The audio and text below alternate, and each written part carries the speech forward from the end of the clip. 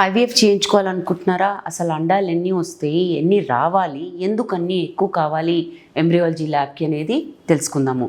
నమస్కారం అండి, నా పేరు డాక్టర్ సువర్చల, జివా ఫర్టిలిటీ సెంటర్స్లో సైంటిఫిక్ డైరెక్టర్ని. ఐవీఎఫ్ చేసేటప్పుడు మీ అండాలు పెరగాలని ఊరికే ఇంజెక్షన్స్ ఇచ్చారు. ముందు మీ హార్మోన్ లెవెల్స్ చూస్తారు. ముఖ్యంగా పీరియడ్ రెండో రోజు. ఈ పీరియడ్ రెండో రోజు మనకి estrogen, progesterone, follicle stimulating hormone, luteinizing hormone ఇవన్నీ కనుక్కోవడం. వీటితో పాటు ముందు చేయించుకోకపోతే థైరాయిడ్, ప్రోలాక్టిన్, ఏఎంహెచ్ ఇవన్నీ తీసుకుంటారు.